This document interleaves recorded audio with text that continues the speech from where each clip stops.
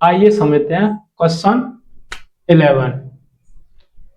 किस मुस्लिम शासक ने हिंदू आकृति वाला सिक्का चलवाया था? Option A Mahmud Ghaznavi, option B Iltutmish, option C Bahlol Lodi, option D Mohammad Ghori. इसका सही जवाब है डी फॉर दिल्ली, मोहम्मद गौरी। मोहम्मद गौरी ने लक्ष्मी का अंकन करवाया था सिक्के पर और सिक्के के नीचे मोहम्मद बिन शाम लिखवाया था। मोहम्मद बिन शाम लिखवाया था। इसे कैसे याद करेंगे?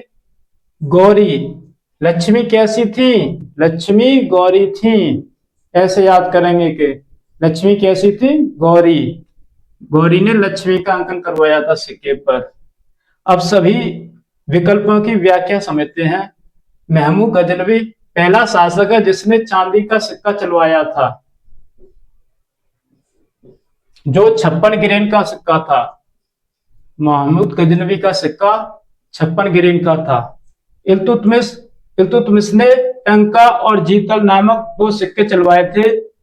टंका और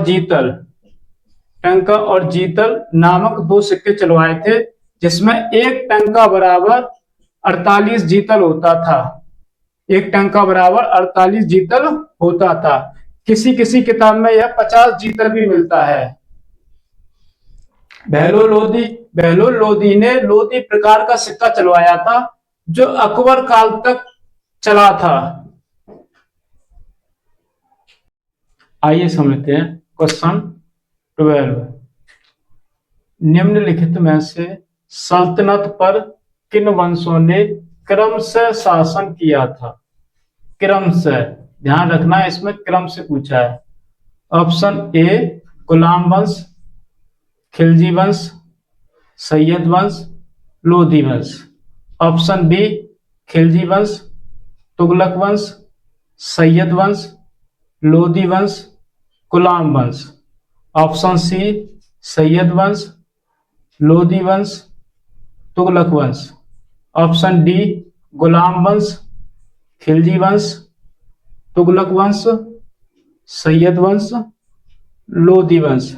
इसका सही आंसर हो जाएगा डी फॉर दिल्ली। हमने इस क्वेश्चन को ट्रिक से याद कराया था।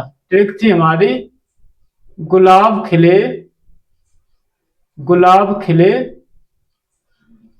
तब सांस लो।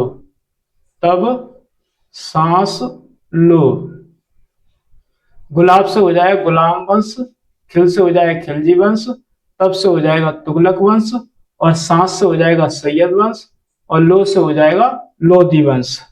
इसमें सबसे अधिक वर्ष तक शासन किया था तुगलक वंश ने, जो सबसे मध्य में है। इसी ने सबसे अधिक वर्ष तक शासन किया था, और सबसे कम वर्ष तक शासन किया था खिलजी वंश ने, जो दूसरे नंबर पे है। आइए समझते हैं क्वेश्चन 13। गुलाम वंश का संस्थापक कौन था? Option A Iltutmish, option B Aram Shah, option C Aibak, option D Balban. इसका सही जवाब होगा सी फॉर चेन्नई, ऐबक। इल्तुतमिश को गुलामों का गुलाम कहा जाता है और इसे दिल्ली का अपहरणकर्ता भी कहा जाता है। क्वेश्चन 14। निम्नलिखित में से ऐबक ने उपाधि धारण किया था? Option A Lakh Bakhsh, option B Pil Khan, option C Quran Khan, option D ये सभी। इसका सही जवाब होगा डी फॉर दिल्ली, ये सभी। ऐबक ने ये सभी उपाधियां धारण किया था। इसे लाख बख्श, लाखों का दान देने के कारण कहा गया है, जबकि इसे हाथी का दान देने के कारण इसे पील खां कहा गया है। कुरान खां, इसे कुरान अच्छे से याद था, इस कारण से इसे कुरान खां कहा गया है। और इसे मिन्हाजुद्दीन सिराज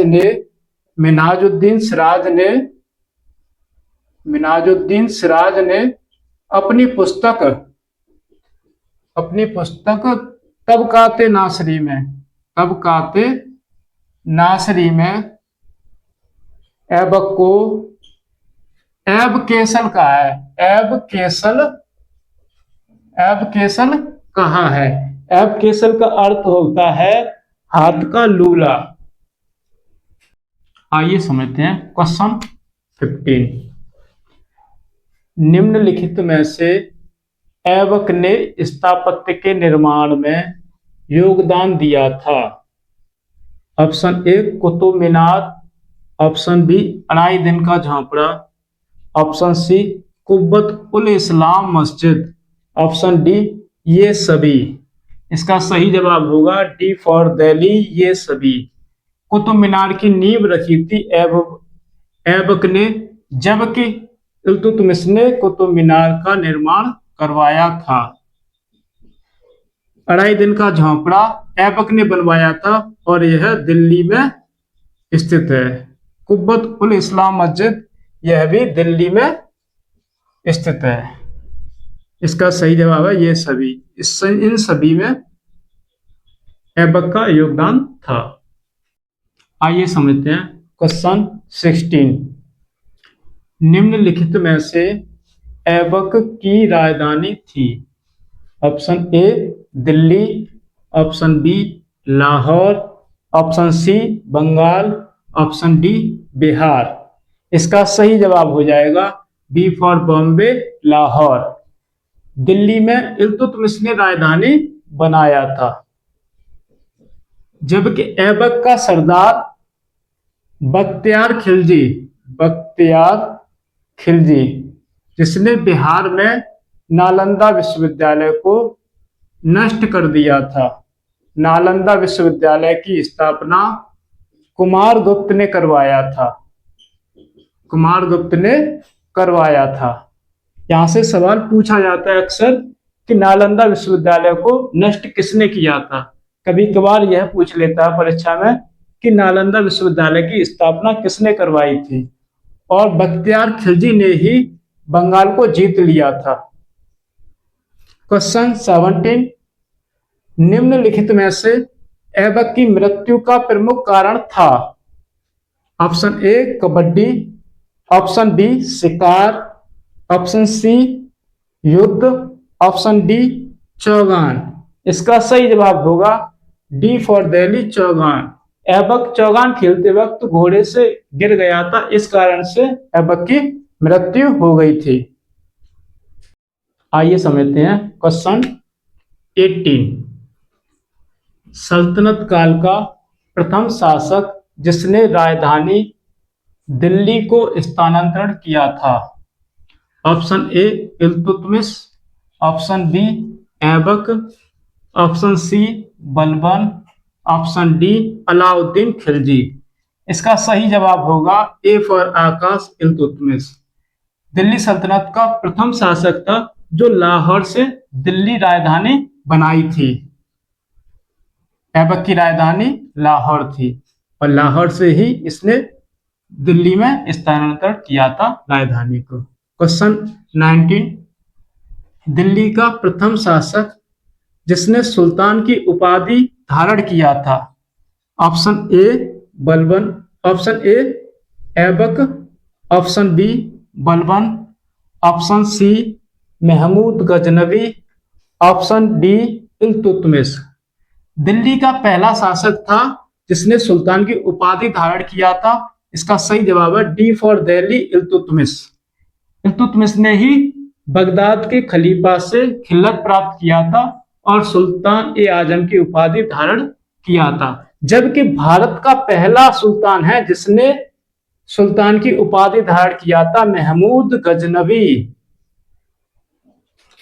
आइए समझते हैं question 20।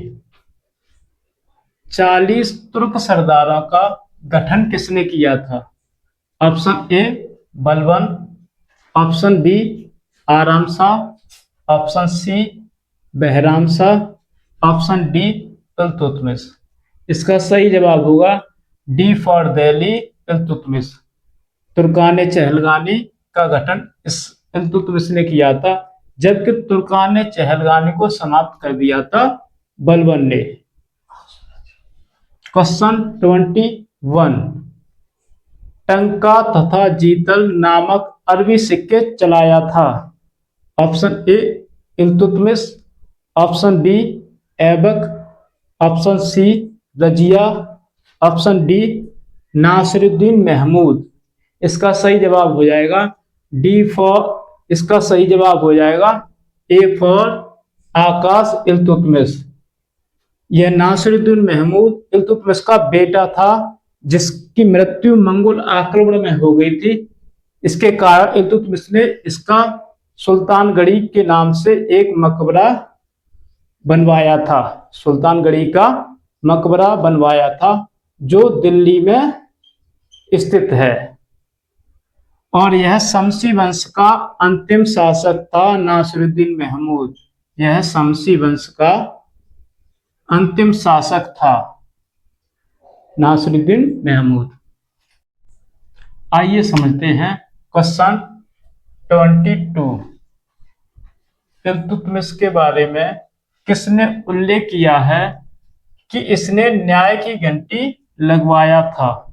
Option A Alberuni, option B Hasan Nizami, option C Fakhr e Mudabbir, option D Ibn Battuta. इसका सही जवाब हो जाएगा D for Delhi Ibn Battuta. उल्लेख करता है कि इल्तुतमिश ने अपने महल के सामने न्याय की घंटी लगवाया था। फक्र ए मुदब्बिर अपनी पुस्तक आदाब उल हर्ब में यह पुस्तक युद्ध पर आधारित पुस्तक है। आदाब उल हर्ब पुस्तक युद्ध पर आधारित पुस्तक है। और फक्र ए मुदब्बिर ने इल्तुतमिश के समय से अपने जीवन की शुरुआत किया था। क्वेश्चन 23, निम्नलिखित में से इल्तुतमिश ने उपाधि धारण नहीं किया था। ऑप्शन ए गुलामों का गुलाम, ऑप्शन बी सुल्तान, ऑप्शन सी नियाबते खुदाई, ऑप्शन डी दिल्ली का अपहरणकर्ता। इसका सही जवाब हो जाएगा सी फॉर चेन्नई, क्योंकि यह उपाधि नियाबते खुदाई मैं ईश्वर का प्रतिनिधि हूं, ऐसा बलबन कहता है। यह उपाधि नियाबते खुदाई बलबन की थी, तो इसका सही जवाब हो जाएगा सी फॉर चेन्नई नियाबते खुदाई। यह इल्तुतमिश की उपाधि नहीं थी और इसी सवाल में नहीं पूछा गया है। आइए समझते हैं क्वेश्चन 24, मंगोल आक्रमणकारी चंगेज खां भारत की सीमा पर किसके शासनकाल में आया था। Option A Alauddin Khilji, option B Balban, option C Iltutmish, option D इनमें से कोई नहीं। इसका सही जवाब हो जाएगा सी फॉर चेन्नई इल्तुतमिश, क्योंकि मंगोल आक्रमणकारी चंगेज खां इल्तुतमिश के समय भारत की सीमा पर आया था। चंगेज खां का मूल नाम था तेमुचीन। इसका मूल नाम था तेमुचीन। क्वेश्चन 25 समझते हैं, किसके शासनकाल में न्याय पाने के लिए लाल वस्त्र पहनना पड़ता था। Option A Razia, option B Iltutmish, option C Mohammad bin Tughlaq, option D Firoz Shah Tughlaq. इसका सही जवाब हो जाएगा बी फॉर बॉम्बे इल्तुतमिश। इल्तुतमिश के समय न्याय पाने के लिए लाल वस्त्र पहनना पड़ता था और इल्तुतमिश ने ही अपने महल के सामने न्याय की घंटी लगवाया था, ऐसा उल्लेख इब्न बतूता करता है। वीडियो पसंद आए तो वीडियो को लाइक करें, शेयर करें और एजुकेशन विद आकाश चैनल को सब्सक्राइब करें और कमेंट बॉक्स में अपना सुझाव देना ना भूलें। धन्यवाद।